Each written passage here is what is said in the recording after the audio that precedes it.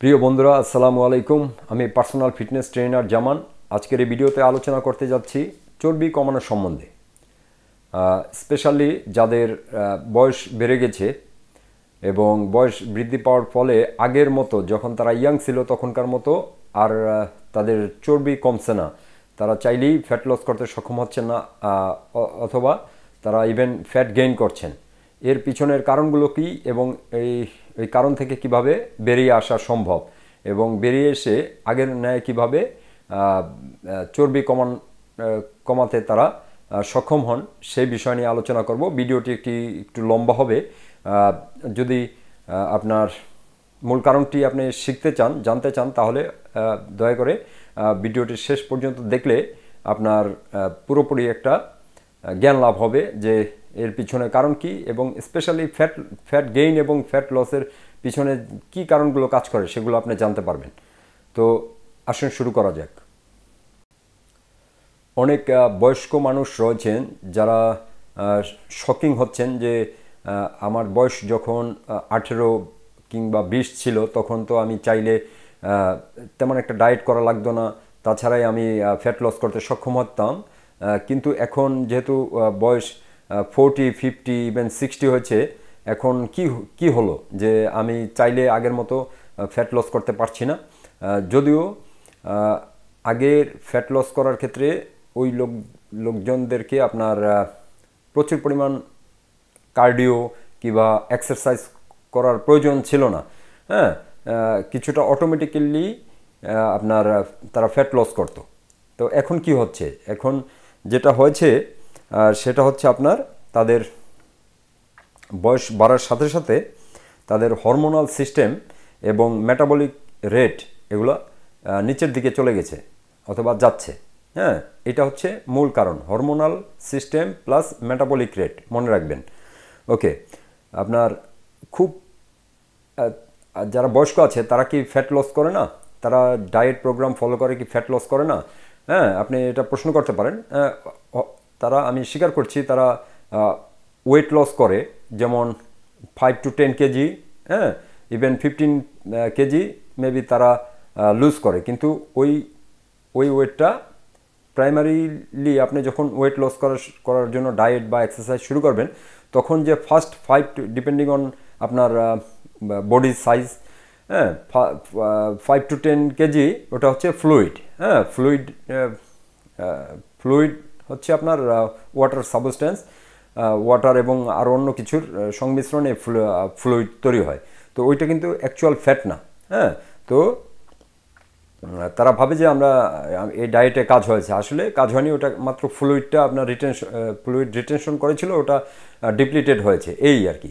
হ্যাঁ, আবার যখন তারা ডায়েটটি ছেড়ে দেয় তখন ওই ওয়েটগুলো আবার কাম ব্যাক করে। হ্যাঁ, তো আমার পার্সোনাল ট্রেনিংয়ের জীবনে আমি অনেক মানুষকে দেখেছি যারা আপনার ডেইলি 2 থেকে 2.5 ঘন্টা 3 ঘন্টা ইভেন এক্সারসাইজ করে। কীরকম? তারা আসবে জিমে, প্রথমে 1 ঘন্টার মতো কার্ডিও করবে, কার্ডিও করার পর তারা ওয়েট ট্রেনিং করবে 1 ঘন্টার মতো। তারপরে সবশেষে তারা ভাবে যে যেহেতু মোস্ট ফ্যাট আপনার অ্যাবডোমিনালে সঞ্চিত হয়েছে, সেহেতু আমার অ্যাপসের এক্সারসাইজ করার মাধ্যমে এই ফ্যাটকে আমি কমাতে সক্ষম হব। তারা প্রচুর পরিমাণে ক্রাঞ্চেস এবং অ্যাপস এক্সারসাইজ ইন জেনারেল করে থাকে। হ্যাঁ, কিন্তু রেজাল্ট কি? রেজাল্ট আমি দেখছি যে মাসের পর মাস তাদেরকে সেম দেখাচ্ছে। হ্যাঁ, তাদেরকে প্রশ্ন করলেও তারা বলবে যে মোস্ট অফ দ্য পিপল বলবে যে আমার কোনো ফ্যাট লস হচ্ছে না। হ্যাঁ, কোনো মানুষ বলতে পারে যে আমি ইভেন ফ্যাট গেইন করছি। তো এটার পিছনের কারণটা কি? আসুন এটা একটু খতিয়ে দেখি। তবে আমার দুঃখ হয় যে ওই লোকগুলো এত পরিশ্রম করছে, হ্যাঁ, তাদেরকে খাবারের কথা জিজ্ঞেস করলে তারা বলে আমি ডায়েটে আছি, ডেইলি 500 ক্যালোরি, 400 ক্যালোরি আর 600 ক্যালোরি আমি রিডিউস করে খাবার খাই। হ্যাঁ, তো এত কিছু করার পরেও তাদের এই হতাশ হতে দেখে আমার দুঃখ লাগে অ্যাকচুয়ালি। তো এখন প্রশ্ন হতে পারে যে তাহলে কি ওইসব ডায়েট কাজ করে না? ওইসব ডায়েটের কোনো রেজাল্ট নেই? হ্যাঁ, আর কেন নেই? ওগুলোর যে রেজাল্ট নেই তা সবাই জানে, কম বেশি সবাই জানে যে ওইসব ডায়েট করে কোনো পার্মানেন্ট রেজাল্ট পাওয়া যায় না। তার পিছনে যে মূল কারণটি সেটি হচ্ছে আপনার ওই ডায়েট যারা বানায় তারা কিন্তু আপনার যে মেটাবলিজম প্লাস হরমোনাল সিস্টেমকে তারা অগ্রাহ্য করে এবং তার যে বয়স বৃদ্ধি পেয়েছে সব বয়সের মানুষের জন্য যে মেটাবলিক রেট সব বয়সের মানুষের একই রকম থাকে না, এই সমস্ত বিষয় গুরুত্বপূর্ণ বিষয়গুলোকে তারা অগ্রাহ্য করে, যার ফলশ্রুতিতে ওই সব ডায়েট করলে আপনার তেমন একটা রেজাল্ট পাওয়া যায় না। তেমন একটা মিনস মানে 95% অথবা 98% ডায়েট, ওই সমস্ত ডায়েট কাজ করে না, এরকমের ব্যর্থতা। তো আমি আপনাদের বলতে চাচ্ছি যে ওয়েট গেইন করছেন, আপনার শরীরে চর্বি বাড়ছে, চর্বি কিন্তু মেইন প্রবলেম না, এটা হচ্ছে একটা সিমটম। মেইন প্রবলেম হচ্ছে আপনার যেটা কজ, এই কজটা হচ্ছে আপনার যে মেটাবলিক রেট, এটা কমে গেছে অথবা এটা ডিস্ট্রয়েড হয়েছে, এটা ব্রোকেন হয়েছে এবং আপনার হরমোনাল সিস্টেম আপনাকে সাপোর্ট করছে না। হ্যাঁ, হরমোনাল সিস্টেম কীভাবে করে ইনফ্লুয়েন্স করে ওয়েট লসকে, সেটা এরকম যে হরমোন কি, হরমোন হচ্ছে আপনার কেমিক্যাল মেসেজ যেটা আপনাদের ব্লাডের মাধ্যমে এটা সেন্ড করা হয় শরীরের বিভিন্ন অংশে। তো এই হরমোনাল সিস্টেম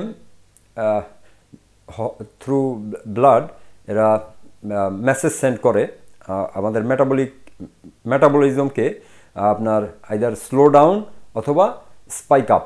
হ্যাঁ, তো এই সিস্টেম দুটো যখন ঠিকভাবে কাজ করে না তখনই আপনি ফ্যাটি হতে থাকেন, আপনার চর্বির পরিমাণ বাড়তে থাকে, এটা হচ্ছে আন্ডারলাইন কজ। হ্যাঁ,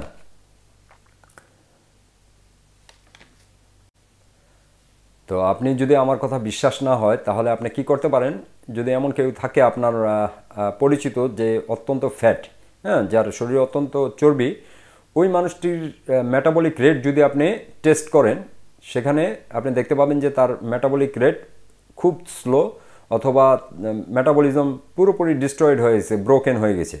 হ্যাঁ, আর একটা ভালো মেটাবলিক রেট অত্যন্ত গুরুত্বপূর্ণ ইন জেনারেল আমাদের স্বাস্থ্যের জন্য, স্পেশালি ফ্যাট লস করার জন্য। কারণ আপনার যদি হরমোনাল সিস্টেম যদি আপনার পক্ষে থাকে, আই মিন 3টি হরমোন রয়েছে যেগুলো আপনার ফ্যাট বানায়, আর 6টি হরমোন রয়েছে যেগুলো ফ্যাট রিমুভ করে। তো আপনার যদি সমস্ত সিস্টেমগুলো, হরমোনাল সিস্টেমগুলো আপনার পক্ষে কাজ করে, তারপরে যদি আপনার মেটাবলিজম আপনার ব্রোকেন থাকে, তাহলে কিন্তু আপনি রেজাল্ট পাবেন না।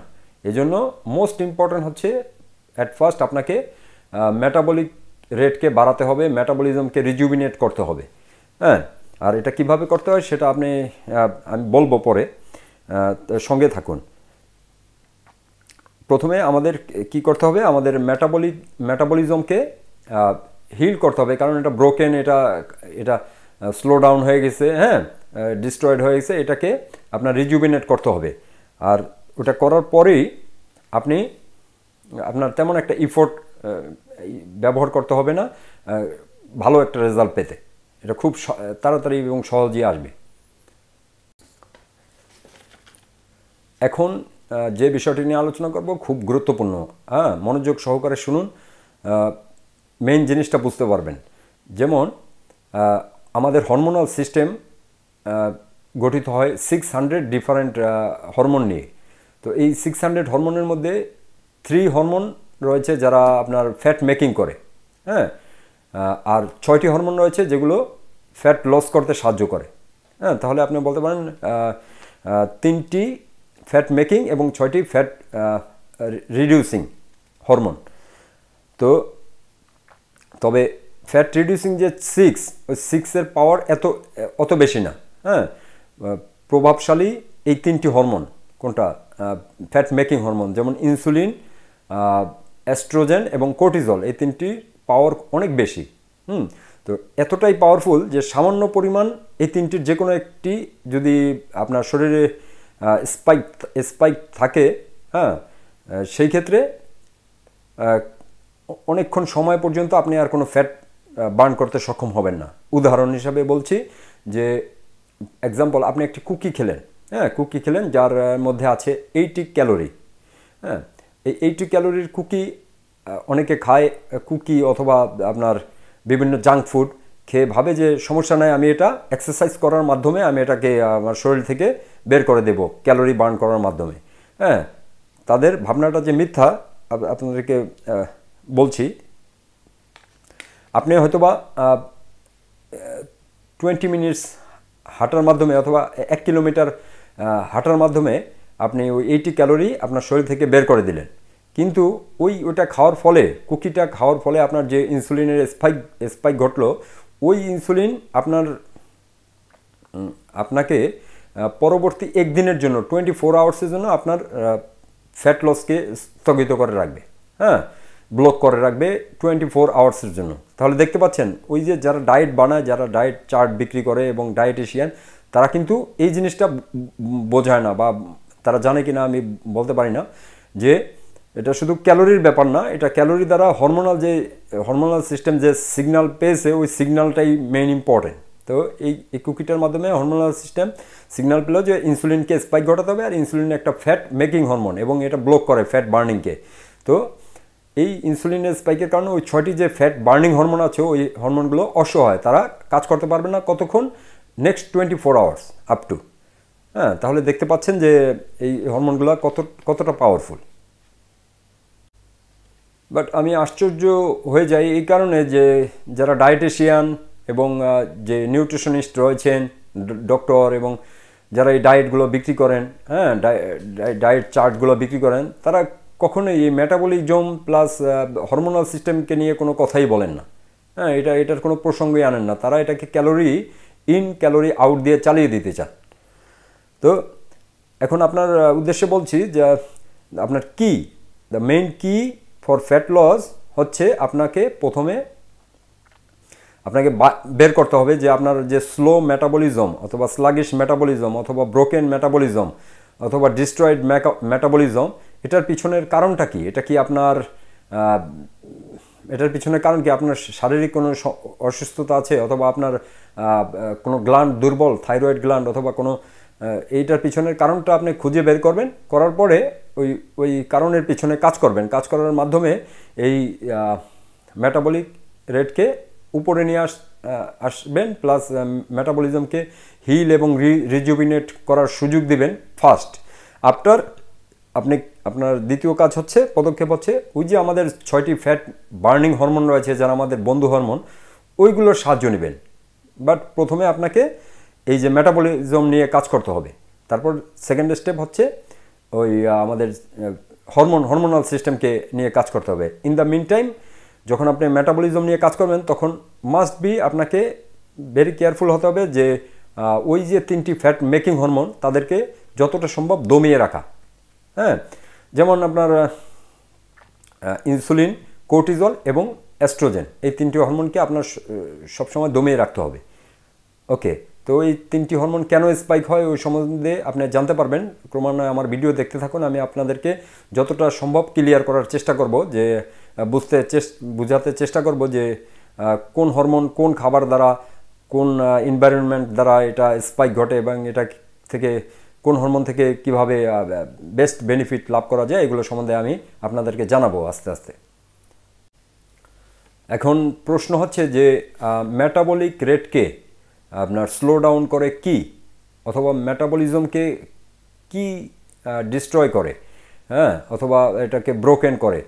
তো এটার উত্তর হচ্ছে যে চলমান যে ডায়েট পদ্ধতি, যেটা main stream media, doctor plus nutritionist, হ্যাঁ, পার্সোনাল ট্রেনার্স, তারা যে রিকমেন্ড করে থাকেন যে ক্যালোরি বেসড ডায়েট মিনস আপনি কোনো কেয়ার করবেন না যে আপনি কি ক্যালোরির মাঝখান থেকে নিউট্রিশন পাচ্ছেন, নাকি শুধুই এমটি ক্যালোরি খাচ্ছেন।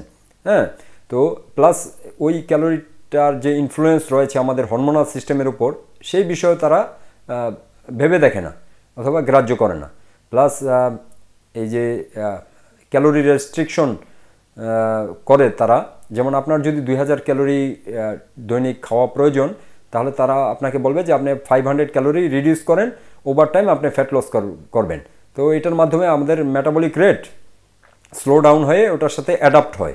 হ্যাঁ, অ্যাডাপ্ট হয়ে আপনি তৎক্ষণাৎ কিছুটা ফ্যাট হয়তো বা লস করবেন, কিন্তু আপনার একটা বড় লস হলো আপনার যে মেইন মেশিন ফ্যাট লস করার, সেটা আপনার সমস্যা হলো। সেটা এখন যে আগে ডিফল্ট ছিল আপনার 2000 ক্যালোরি এটা বার্ন করবে, এখন এটা ডিফল্ট গিয়ে দাঁড়ালো 1500 ক্যালোরি, তাহলে আপনার আলটিমেট লস।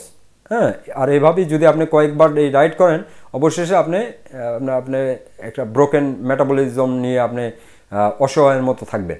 হ্যাঁ, তো এটার দুঃখের বিষয় হচ্ছে যে জিনিসটা দিয়ে আপনার এই ফ্যাট লস করার যে মেইন মেশিন, সেই মেশিনটা আপনি ফ্যাট লস করতে তাদের কাছে যে ডায়েটিশিয়ানদের যুক্তি মতো আপনি এই মেশিনটাকে নষ্ট করছেন, এটা আমার কাছে অত্যন্ত দুঃখের বিষয়। হ্যাঁ, আপনি টেম্পোরারি কিছুটা বেনিফিট হয়তো বা দেখবেন ওই সময়, কিন্তু আপনার আলটিমেট লস। হ্যাঁ, এটা বুঝতে চেষ্টা করুন।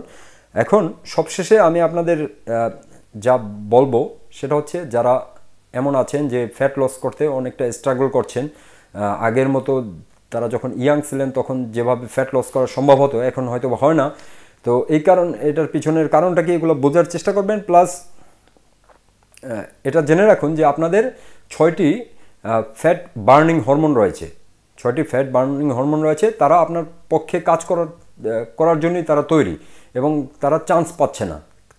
কারণ হচ্ছে কি, কারণ ওই যে 3টি পাওয়ারফুল ফ্যাট মেকিং হরমোন রয়েছে তাদের কারণে। আপনার জব হচ্ছে আপনি তাদেরকে সুযোগ করে দেবেন কাজ করার জন্য। হ্যাঁ, তো এটাই হবে আপনার করণীয়। আর ওই ধরনের ডায়েট আর করতে যাবেন না যেটা আপনার নিউট্রিশনের প্রতি কোনো গুরুত্ব দেয় না, আপনার মেটাবলিক রেটের উপর কোনো গুরুত্ব দেয় না, আপনার হরমোনাল সিস্টেমের উপর কোনো গুরুত্ব দেয় না। ওই ধরনের ডায়েট স্বাস্থ্যকর না, এটা জেনে রাখুন। আর এটা তো আমি আপনাদেরকে সারসংক্ষেপে বললাম, বিস্তারিত যে কোন খাবার কিভাবে ইনফ্লুয়েন্স করবে, কিভাবে মেটাবলিক রেটকে আপনি ইমপ্রুভ করতে পারবেন, এগুলো সম্বন্ধে পরবর্তী ভিডিওতে ইনশাল্লাহ আমি আপনাদের জানাবো। তবে এতক্ষণ ধৈর্য ধরে আমার ভিডিওটা শোনার জন্য এবং দেখার জন্য আপনার প্রতি কৃতজ্ঞতা রইল। আশা করি ভালো থাকবেন। ধন্যবাদ।